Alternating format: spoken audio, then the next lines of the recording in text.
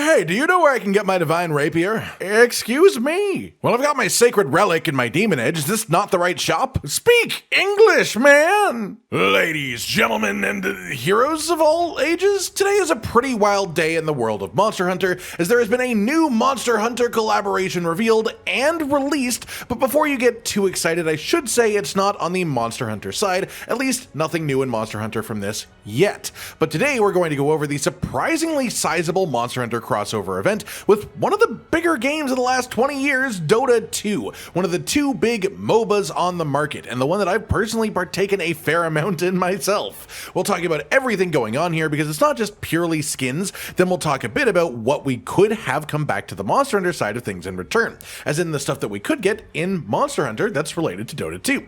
That's it. To start off, then let's talk about the Dota 2 side of things. First things first, there are special hero icons that you can unlock for all the different heroes with Monster Hunter style symbols that are very, very cool. You unlock these by filling out your Hunter's notes, and you unlock Hunter notes, which are called Heroes Atlas, based on the heroes that you play, the heroes that your teammates play, and then the heroes that your enemies play as well. So the more varied targets you see, the more notes you will fill up, the faster you'll get these icons. Past that, there are 6 free skin sets for different heroes that you can unlock through the event, and this sort of tries to imitate Monster Hunter crafting by giving you monster materials after every game based on the specific heroes that you kill. Some heroes drop Odogaron parts, some heroes drop Kirin parts, for example, and you get more materials if you win.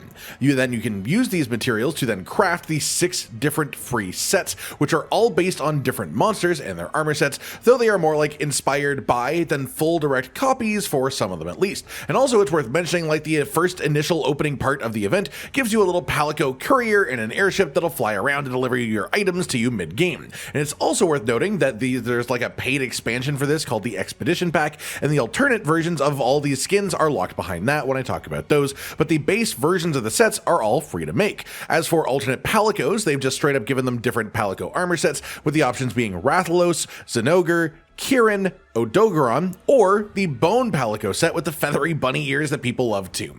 Sniper gets an Odogaron armor based skin, very cool all around, but I especially love the hat on this one and the bowgun weapon that he has too.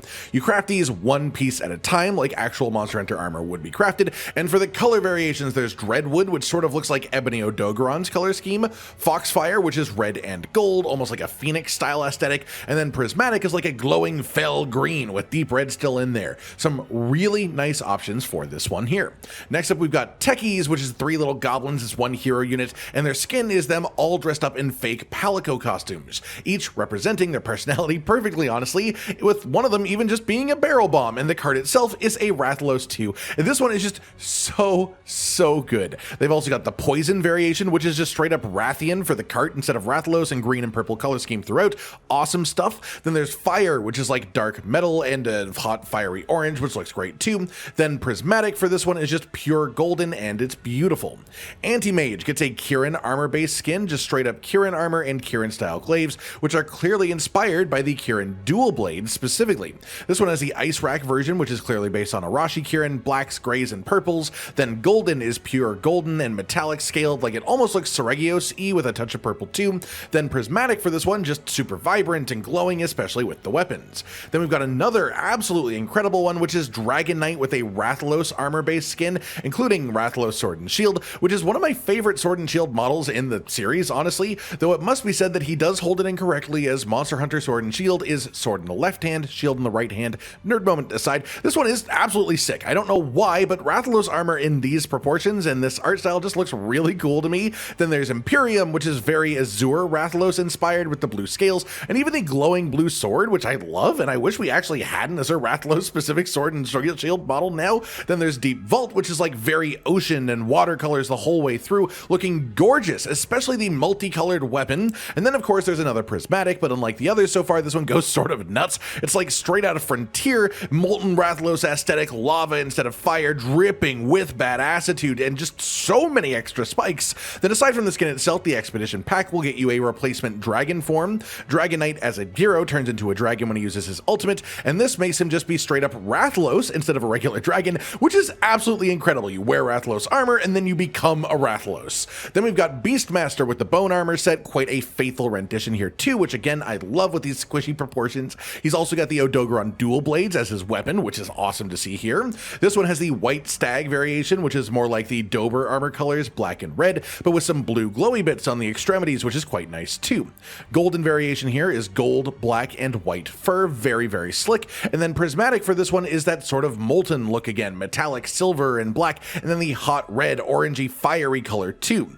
As well, if you get the expedition pack, you can replace Beastmaster's boar pet with a bullfango for that extra little bit of Monster Hunter pizzazz. Then finally, we've got Wind Ranger with a zinogre armor set inspired skin and the zinogre bow along with it, which looks just so cool. I really love the cape coming off of the back of this one especially. Autumnal variation is very warm, browns, reds, oranges, yellows. Sylvan is silvers and purples and stuff like that. Almost like Stygian zinogre, but with purple instead of red. And then prismatic for this one is like a metallic redesign of these same zinogre shapes, and then the very bright fluorescent blue lighting effects around it too, which is just really, really cool.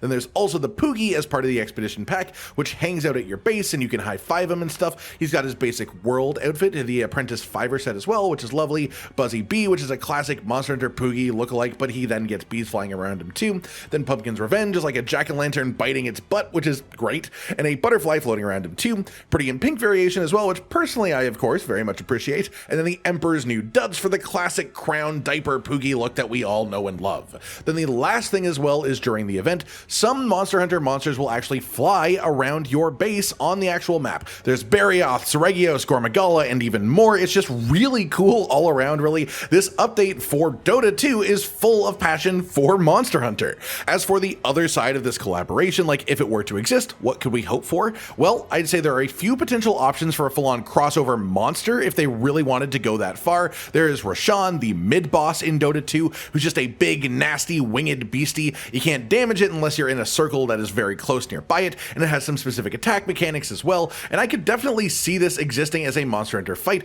like as a one-off, like an Omega equivalent, or one that I personally prefer would be Primal Beast, who was originally an event-based boss who was then released as an actual hero in the game with a full set of abilities and stuff that you could absolutely be able to translate to a good Monster Hunter fight. He's got a straight-up charge attack that knocks people out of the way. He has Trample, which is like a mode that activates little rumbling quakes of damage every set amount of distance that he travels, which I could totally see be an attack animation. He has passive stacks of attack damage and armor based on damage taken that are activated on command, so you could translate that into something like having his hit zones get worse through the fight, like his shell gets harder the more damage you do to him, almost like a reverse Gravios. His ultimate basically just picks up an enemy and smashes them into the ground repeatedly, which of course is just clearly a pin attack if it were in Monster Hunter. He can also just straight up throw rocks like a Rajang can, or even Blanganga, and he can create damaging fissures in the ground that split as they travel, which would also just be a fun animation in a Monster Hunter fight too. I probably went maybe too in depth on that one, honestly, but the point is that Dota could absolutely make for a good full Monster Hunter collaboration partner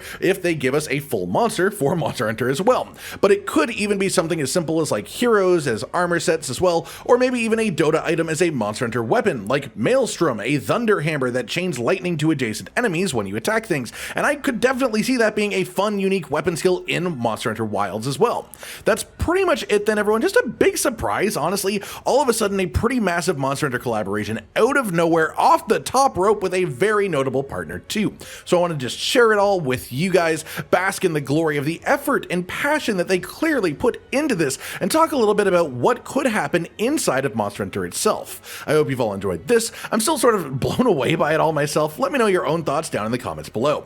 Like if you liked the video, subscribe and hit the notification bell for more, and most importantly, ladies and gentlemen, until next time, stay sweet.